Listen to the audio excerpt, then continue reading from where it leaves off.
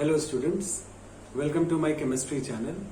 So students, in the last previous lectures we have seen the different name reaction which involves the enolate ion. Okay, that the enolate reactions we were discussing about. So in the today's video lecture I am going to start with a new name reaction, that is the rearrangement. The name reaction which involves the rearrangement mechanism. Okay, so for today's lecture I have chosen that is the Schmidt rearrangement reaction. So in this video lecture we will see the Schmidt rearrangement reaction along with the mechanism of it, right? So now let us start with the reaction, Schmidt reaction. See, this Schmidt rearrangement reaction, basically it involves the reaction of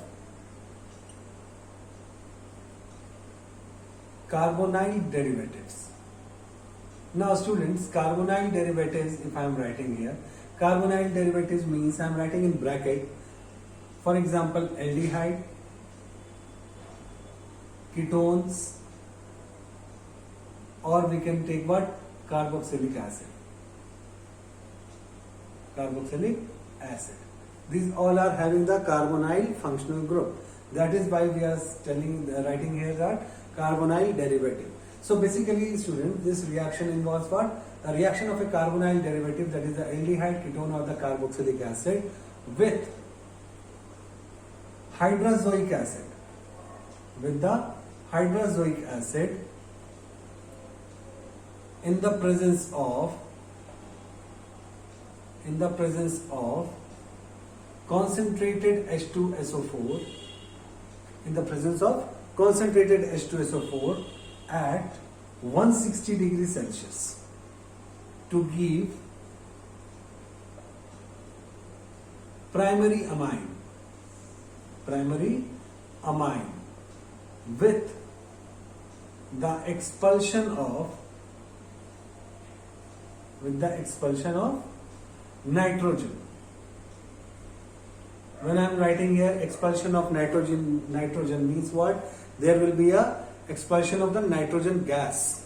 Okay, so this is all about the Schmidt rearrangement, that it involves the reaction of a carbonyl derivatives like aldehyde, ketones or the carboxylic acid with hydrazoic acid in the presence of what? Concentrated H2SO4 at 160 degrees Celsius to give primary amine with the expulsion of the nitrogen. Okay, now students, let us see the reaction. We will see the reaction. Now, already we know that for the substrate we can choose any of the carbonyl derivative. Now let us take the acid. For example, already we have seen different reactions of the aldehyde and the ketones, right? Now let us choose the carboxylic acid. If I am taking RCOOH, this is R is the alkyne. You can place here methyl, ethyl, propyl, whatever you feel like, right? It is reacting with what? It is reacting with hydrazoic acid, okay, in the presence of what? Concentrated H2SO4 at 160 degrees Celsius, okay, to give what? To give the primary amine with the expulsion of what? Nitrogen gas plus CO2. This is the reaction of this Schmidt rearrangement. That here the carboxylic acid, here you can write carboxylic acid is reacting with what? This is the hydrazoic acid. The name of this compound is hydrazoic acid in the presence of the concentrated H2SO4 at 160 degrees Celsius. It will give you the primary amine. Now here I am writing the primary amine because I have not written R, I have not substituted anything in place of R. That's why commonly I am writing here primary amine.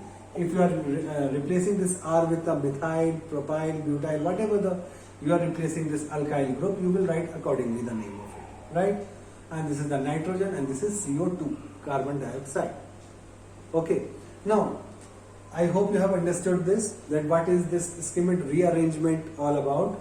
This is the Schmidt rearrangement, the definition of it, and this is the reaction scheme. Okay, hope you have understood this. Now let us see the mechanism of it. how we are coming to this product. Okay, now, so this is a type of a rearrangement reaction, student. This is also the name reaction, and it is also one of the important reaction. So now let us start with the this mechanism of this reaction. Now here I am, for your reference, here I am writing the reaction so that you can understand it completely. Now here I am writing the reaction, whatever I have written there, that is RCOOH plus HN3 concentrated H2SO4 at 160 degrees Celsius to give what? Primary amine RNH2 plus nitrogen plus CO2. Okay, now let us see the mechanism of it. Now let us start with the mechanism. See students, as I told you, it is a type of what? Rearrangement reaction. Now in the first step, what will happen, students? In the first step, we will take this RCOOH,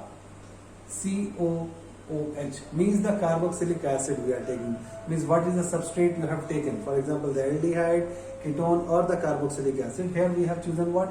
Carboxylic acid. So that substrate I am taking here. Okay. Now in the first step, it will react with what? H plus. Now from where we are getting this H plus, student? Already we are using this H2SO4, the concentrated acid we are using. So from there, you can take the H plus. Now when it reacts with H plus, what will happen? See here, it will move up. So when it moves up, it will be having the oxygen will get the partial negative charge, carbon will get the positive charge. Okay, and this H plus, where it will go and attack? It will go and attack on this O minus, right? So in the first step, you will get the here OH, here it will be what? OH, and here you will write positive. Okay, hope you have understood this. Simple mechanism in the first step, students. This is the simple step that you have to react with the H plus.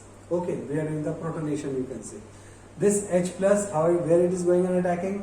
This carbonyl C double bond O. What will happen? This oxygen will pull the electron. The electron density is being shifted towards the oxygen. Oxygen is getting the negative, carbon is getting the positive. This H plus is going and attacking on this oxygen containing the negative charge. So this is what? OH, and here it is OH, and here we will give the positive because we have broken this bond on this oxygen, right? Now in the next step, what will happen? In the next step, it will react with what? Hydrazoic acid, that is the HN3. Now when it is reacting with hydrazoic acid, how it will react? This will go and join to this positive side. Now let us see this, how it is going to join here. R, here it will be OH, here it will be OH, and from here it will be N triple bond N, like this. This is HN3. Now here you are seeing that this nitrogen is having the excess of bond, right? 3, and this is the 4. Okay, so we have the excess of bond, that's why we will put here positive, right? Now in the next step, what will happen? In the next step of the mechanism, this H, okay, now this H you can write like this for your understanding. This H from here, it will move out in the form of a proton. This H plus and this OH, it will be removed in the form of what? Water molecule. And then what will happen? This bond will fall down. Okay, now this will come down and the water molecule is being removed. I am writing here like this, H2O minus H2O. And when this water molecule has been removed, this bond, the OH bond, this bond will shift inside. Okay, so what we will get here, students? R, C, double bond O, as this bond has shifted over here. And here it will be what, student? Here it will be N, triple bond N, plus hydrogen.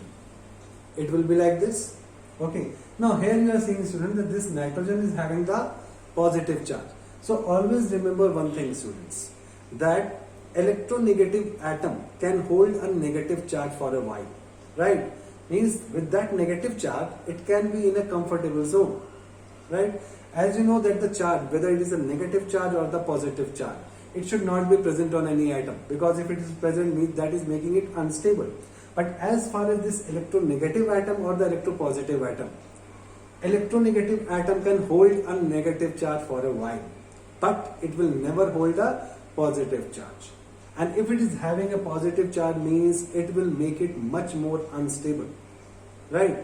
So what we will do, this bond, okay, this bond will be broken, we will break on this nitrogen just to neutralize the positive charge. Now when this bond has been broken, you are observing here that there will be a removal of a nitrogen, this N triple bond N, that is a nitrogen, right? So here nitrogen will be out. When the nitrogen is going out, what will happen? We will left with R, C, double bond O. Here it will be what? N, this hydrogen, I can write like this, and this nitrogen will get what? Positive over here. Now, I hope you have understood this, how this has got the positive, because this bond has broken on this nitrogen. Means this bond contains, this single bond contains 2 electrons, right? Both the electrons are shifted towards this nitrogen just to neutralize the positive charge of this nitrogen. Okay, so now this bond has been broken. So now this nitrogen has become the electron deficient. So that is why we are giving the positive charge to this nitrogen. And this is what? This is a hydrogen that is being attached. Okay, now in the next step what will happen? Deprotonation. In the next step it will be deprotonation. Deprotonation means what? This hydrogen will move out. Okay, in the form of what? H plus. That is why I have written here minus H plus. Minus H plus means addition of proton, that is the protonation, and removal of proton, that is the deprotonation. So here we have to do the deprotonation over here. When we will do this deprotonation, what will happen?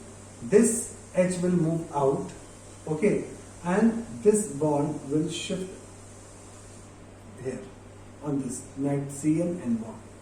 Okay, means this H has been detached. It has not taken both the electrons. Okay, so you just keep this very clear that this bond has not been, the 2 electrons have not been taken by this H. If both the electrons have been taken by this H, means it will move out in the form of a hydride ion. Okay, I am saying it is taking the electron, 1 electron and going out in the form of what? Plus charge. That is in the form of a proton. So this bond will shift inside. Okay, now here we are seeing that this nitrogen is containing the positive charge. As I told you, nitrogen is not being comfortable with the positive charge, right? Because this is also having the electronegative atom this is, right? So for this reason, what will happen? This bond will break. Okay, on this R, and R will become R minus, means R means the alkyl group. Okay, now this R will come and attack over here. Means though it has got the negative charge, because this bond has been broken on this R, means the 2 electrons this R has, and this 2 electrons will be given to this nitrogen. Means this R is going to form a bond with this nitrogen.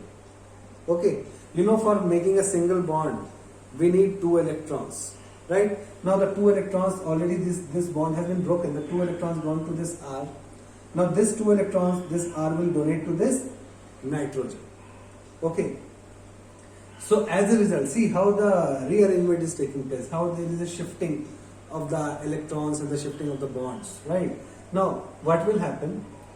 As a result of which, we will get the structure like this. C double bond O. This bond has been shifted inside. Okay, so it will be double bond N, right? And this R has joined this nitrogen. Okay, so here it will be R, means RNCO. This is known as what? Alkyl isocyanate. Okay, now we are coming to the last step of the reaction, students. This is the alkyl isocyanate, and when you are doing the hydrolysis of alkyl isocyanate, okay, see, isocyanate, there is a difference, students. Cyanate means if I am saying nitrile, okay, or cyanide, that is what C triple bond N. And when I am saying isonitrile or isocyanide, it will be N, 2 and 1 coordinate C. This is the difference, students. Okay, so this is what RNCO. NC is there. That's why we are saying as a isocyanate, because this oxygen is also there. So the name is, this is alkyl isocyanate. Right? Now when you are doing the hydrolysis of this, what will happen? It will get converted into RNH2, that is a primary amine, plus CO2. So this is what we have to make. See, RNH2, RNH2, and there is a CO2, right? Already this nitrogen we have expelled out here.